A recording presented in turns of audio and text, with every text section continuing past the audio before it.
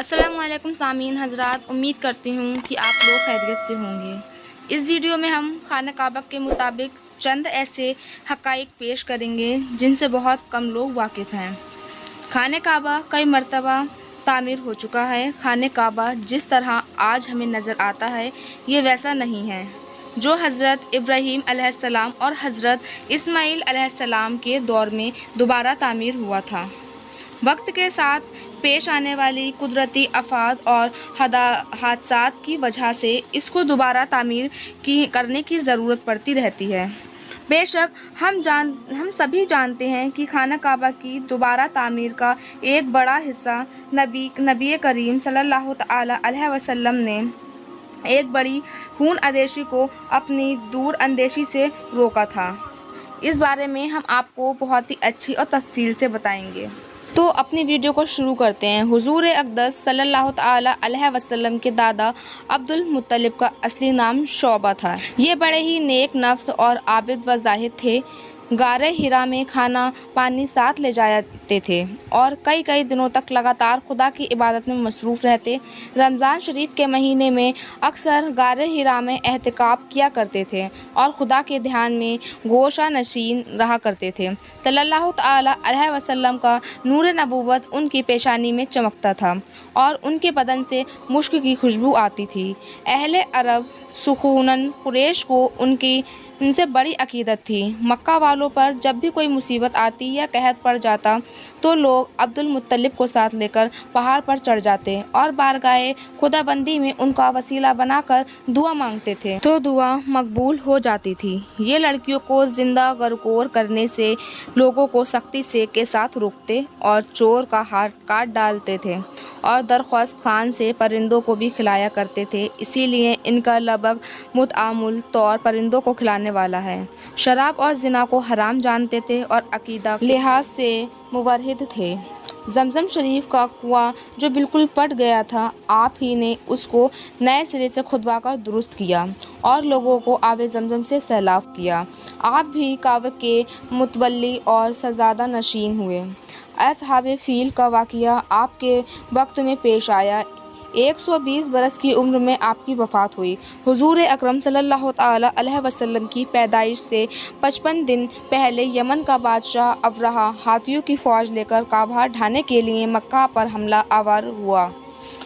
اس کا سبب یہ تھا کہ ابرہہ نے یمن کے دارالسلطنت صنعا میں ایک بہت ہی شاندار اور عالیشان گرجا گھر بنایا اور یہ کوشش کرنے لگا کہ عرب کے لوگ بجائے خانہ کعبہ کے یمن آ کر گرجا گھر کو حج کیا کریں۔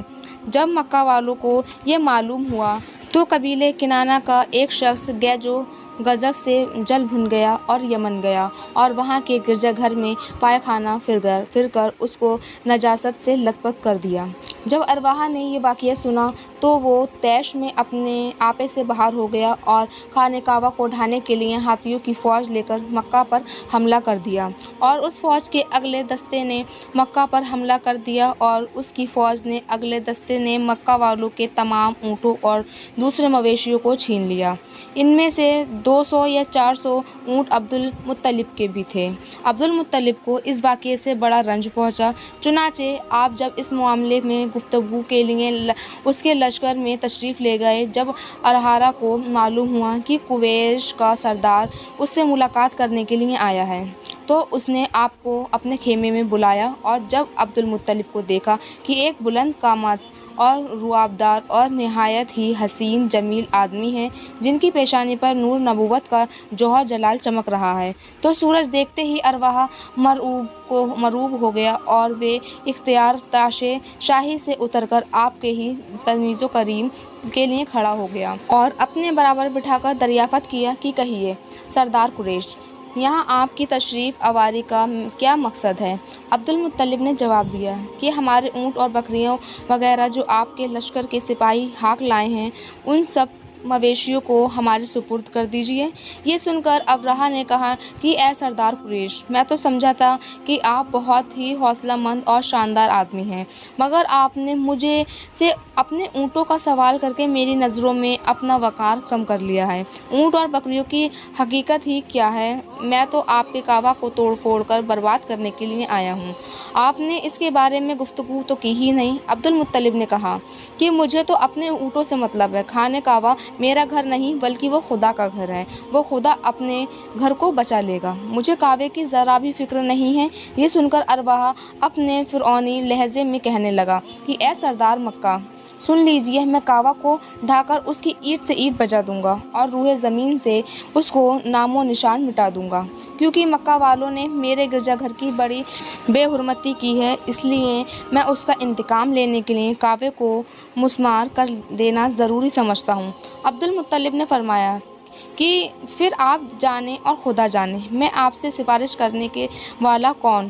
اس گفتگو کے بعد ابرہہ نے تمام جانوروں کو واپس کر دینے کا حکم دے دیا اور عبد المطلب تمام اونٹوں اور بکریوں کو ساتھ لے کر اپنے گھر چلے آئے اور مکہ والوں کو سے فرمایا کہ تم لوگ اپنے اپنے مال مویشیوں کو لے کر مکہ سے نکل جاؤ اور پہاڑوں پر کی چوٹیوں پر چڑھ کر اور دروں میں چھپ کر پناہ لو۔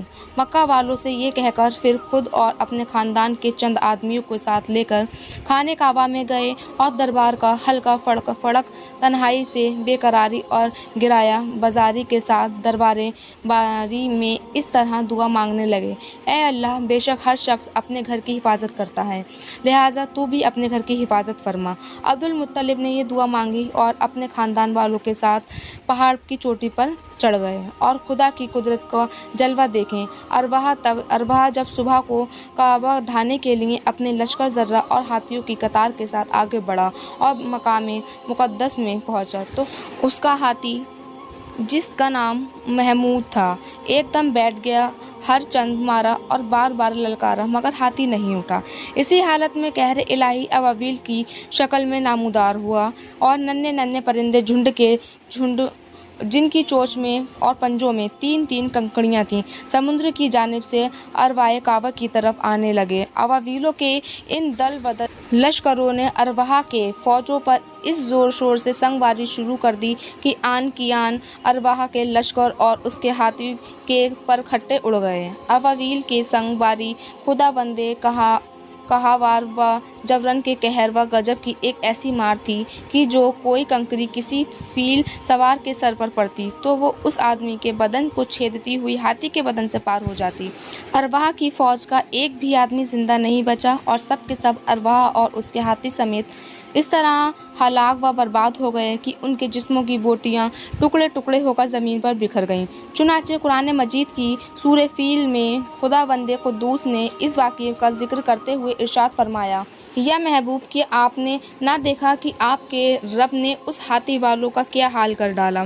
کیا ان کے داووں کو تباہی میں نہ ڈالا اور ان پرندوں کی ٹکڑیاں بھیجیں تاکہ ان کے کنکر کے پتھر؟ جب ابرہہ اور اس کے لشکروں کا یہ انجام ہوا تو عبد المطلب پہاڑ سے نیچے اترے اور خدا کا شکر ادا کیا۔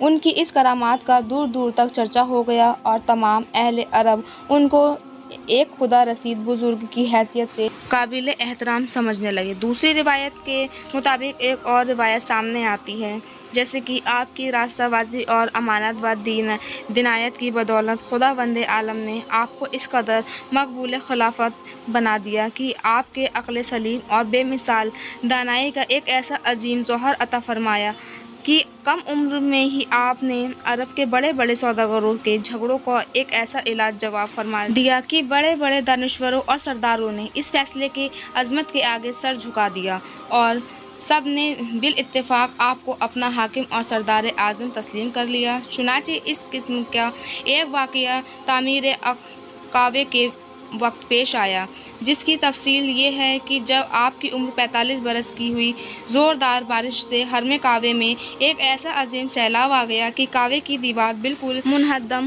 ہو گئی۔ حضرت ابراہیم و اسماعیل علیہ السلام کا بنایا ہوا کعبہ بہت ہی پرانا ہو چکا تھا۔ عمالقہ، ولے، جرہم اور قصیع وغیرہ اپنے اپنے وقتوں میں اس کعبے کی تعمیر و مرمت کرتے رہے، مگر چنانچہ عمارت نشیب میں تھی، اسی لیے پہاڑیوں سے برستی پانی کا بہاؤ زوردار دھارا وجہ مکہ میں ہو کر گزرتا تھا اور اکثر حرم کعبہ میں سیلاب آ جاتا تھا۔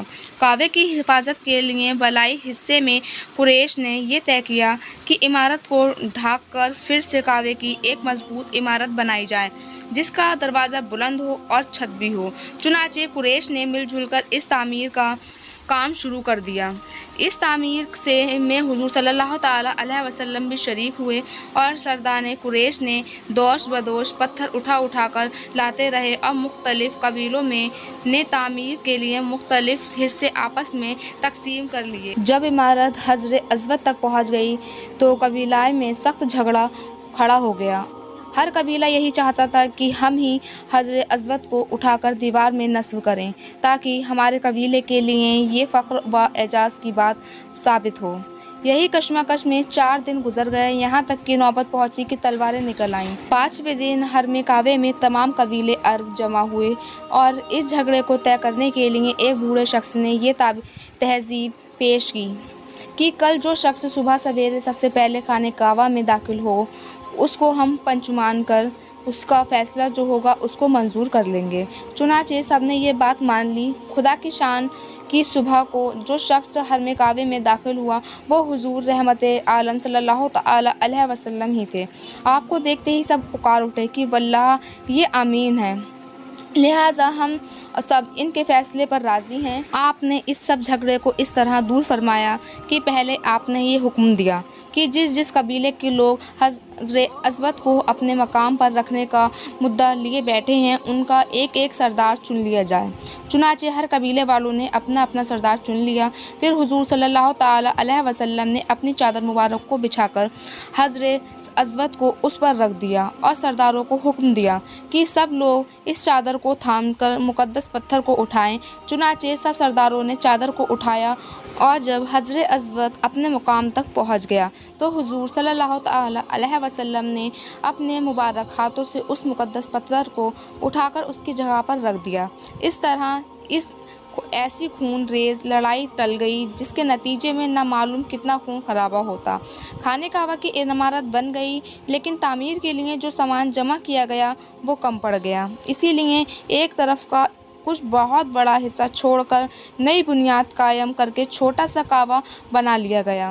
کعبہ معظمہ کا یہی حصہ جس کو قریش نے عمارت سے باہر چھوڑ دیا حاطم کہلاتا ہے، جس میں کعبہ معظمہ کی چھت کا پرنالہ گرتا ہے۔ اس کے بعد آنے والے وقتوں میں کئی دفعہ خانہ کعبہ کی تعمیر ہوتی رہی۔